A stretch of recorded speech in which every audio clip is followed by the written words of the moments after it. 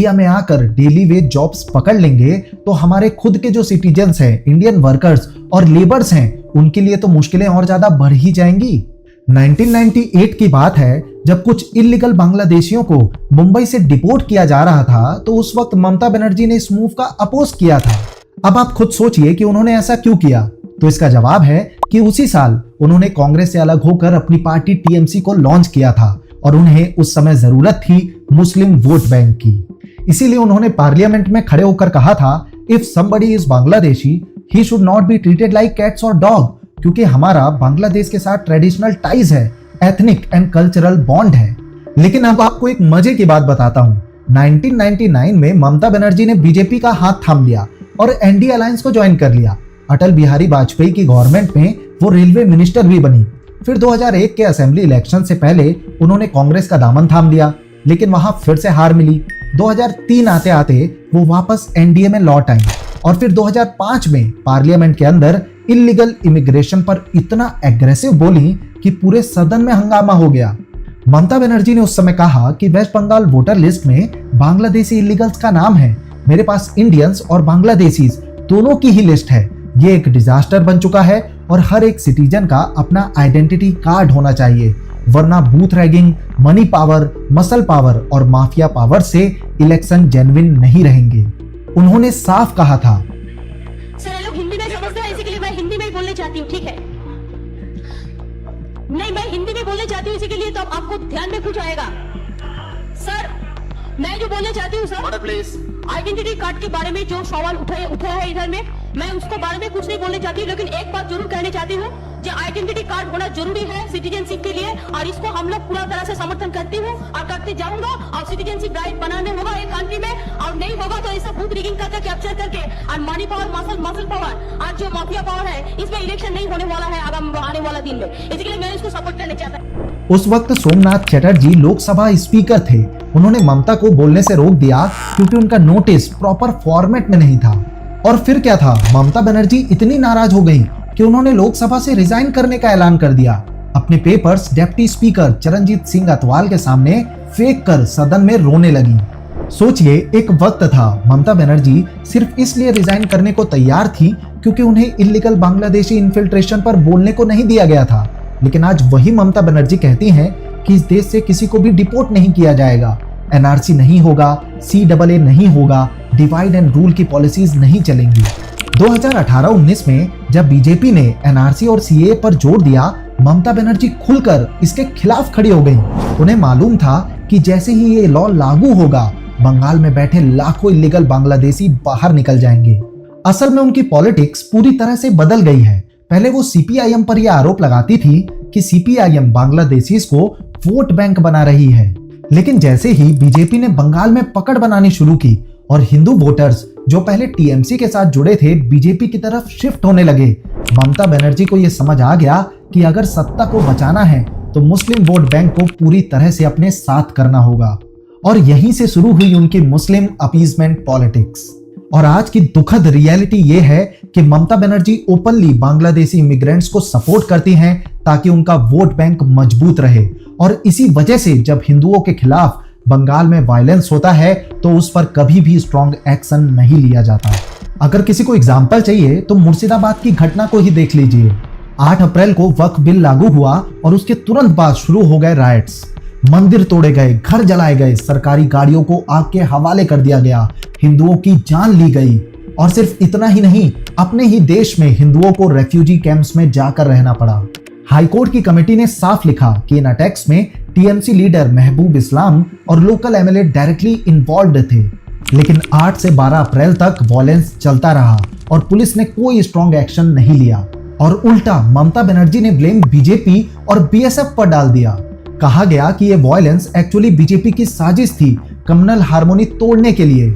लेकिन जिन लोगों ने ये दंगा किया उनके खिलाफ एक शब्द तक नहीं बोला गया। सो बॉटम लाइन ये है कि बंगाल में हालत आज भी वही की वही है जो लेफ्ट रूल के टाइम पर थी। बस फर्क सिर्फ इतना है कि पहले सबको टारगेट किया जाता था, अब सिर्फ हिंदुओं को। पार्टी बदली है लेकिन हालात वही हैं। 2014 से 2020 के बीच 100 से ज्यादा बीजेपी वर्कर्स को बंगाल में मार दिया गया। असेंबली और लोकसभा इलेक्शंस के टाइम पर बीजेपी वर्कर्स की मौत को ऑलमोस्ट तय माना जाता है। 2021 के इलेक्शंस के बाद भी 14 बीजेपी वर्कर्स को ओपनली मारा गया था। ऐसे इलेक्शंस कैसे फेयर होंगे? बैलेट बॉक्स में वोट डालने के बजाय लोग पूरे बैलेट बॉक्स को उठाकर भाग जाते हैं। The people supposedly casted their vote in that particular ballot box and this person took the whole ballot box and he is running away.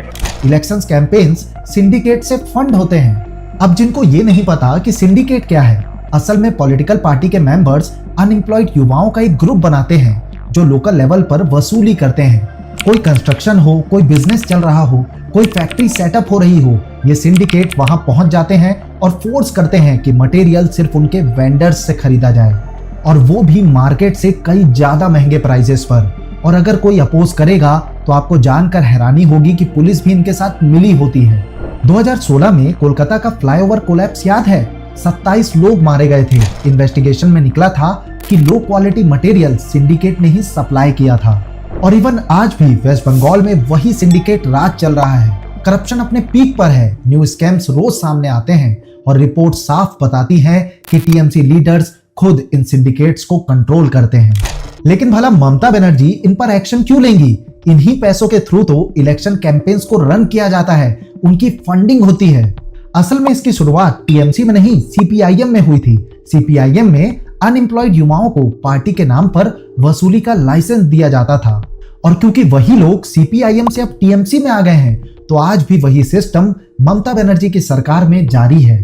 तो असल में वेस्ट बंगाल की जो हकीकत है या ममता बनर्जी की जो सच्चाई है, उसमें रेप केसेस बढ़ रहे हैं, पॉलिटिकल वायलेंस नॉन स्टॉप है, एंटी हिंदू प्रोटेस्ट ओपनली हो रहे हैं, अपोजिशन वर्कर्स का मर्डर रूटीन बन चुका है, और बंगाल पूरी तरह से सिंडिकेट और गुंडा राज के कब्जे में है। तो दोस्तों, ये है आज के वेस्ट बंगाल की सच्चाई, जो कभी भारत की सोने की चिड़िया कहा जाता था। एक ऐसा राज जो कभी भारत का इंटेलेक्चुअल और इंडस्ट्रियल हब हुआ करता था, लेकिन आज डूब रहा है बेरोजगारी और अंडर एम्प्लॉयमेंट में। इंडस्ट्रीज धीरे धीरे खत्म होती जा रही हैं, इन्वेस्टमेंट भाग रहा है, और ये सब शुरू हुआ उस वक्त से जब से ममता बनर्जी ने इंडस्ट्रियल विरोध को अपनी राजनीति का हथियार बना लिया। आपको याद होगा कि ममता बनर्जी 2011 में वेस्ट बंगाल की चीफ मिनिस्टर इंडस्ट्रीज को अपोज करके ही बनी थी। खुद रतन टाटा जी सिंगूर में नैनो कार का प्लांट लगाने जा रहे थे, उसी का अपोज करके, लोगों को दिखा करके कि हम आपके हित में सोचते हैं, वेस्ट बंगाल में टीएमसी की सरकार बनी। लेकिन उससे फायदा क्या हुआ? इंडस्ट्रीज धीरे धीरे वेस्ट बंगाल से दूर होने लगी, और आज कोई भी वेस्ट बंगाल में इन्वेस्टमेंट नहीं करना चाहता। और इसका एक और बहुत बड़ा कारण यह है कि जिस प्रकार का व्यवहार आदित्य बिरला ग्रुप के साथ किया गया था, चाहे सीपीआईएम हो या फिर टीएमसी, वेस्ट बंगाल में सिस्टमैटिक पॉलिटिकल फेलियर देखने को मिलता है। और नॉर्थ बंगाल और साउथ बंगाल के बीच का रीजनल संघर्ष, इंफ्रास्ट्रक्चर की भारी कमियां और वेलफेयर स्कीम से बढ़ता हुआ स्टेट डेट, बॉर्डर सिक्योरिटी और इलीगल इमिग्रेशन का खतरा, यूथ का ब्रेन ड्रेन और खतरनाक माइंडसेट शिफ्ट, ये सब मिलकर वेस्ट बंगाल को एक डेड एंड पर ढकेल रहे हैं। यानी वेस्ट बंगाल की असल लड़ाई आज सिर्फ लेफ्ट या टीएमसी या बीजेपी या टीएमसी की नहीं है। असल लड़ाई है जॉब्स बनाम अनएम्प्लॉयमेंट, इंडस्ट्रियल ग्रोथ बनाम डिक्लाइन और ट्रुथ बनाम पॉलिटिकल प्रोपेगेंडा। और यही सच्चाई हम आपको दिखाते रहेंगे, क्योंकि वेस्ट बंगाल का पूरा सच जानना आपका अधिकार है। और अगर आप पूरा सच जानना चाहते हैं, सारे इश्यूज, सारी प्रॉब्लम्स को डिटेल में समझना चाहते हैं, साथ ही बंगाल का फ्यूचर और सॉल्यूशंस को जानना चाहते हैं, तो दोस्तों इस वीडियो को भी जरूर देखिएगा। और दोस्तों आपसे एक और आग्रह है कि इस वीडियो को ज्यादा से ज्यादा शेयर कर हर एक भारतीय तक पहुंचाएं। चैनल को सब्सक्राइब करें, बेल आइकन को क्लिक करें, ताकि आपको अगले वीडियो की नोटिफिकेशन टाइम से मिल सके। और आपके लाइक से हमें काफी मोटिवेशन मिलता है, तो प्लीज इस वीडियो को लाइक जरूर करें। और आपकी जो भी राय है इस वीडियो पर, वेस्ट बंगाल पर, या आप अगला वीडियो किस टॉपिक पर चाहते हैं, हमें कमेंट में जरूर बताएं।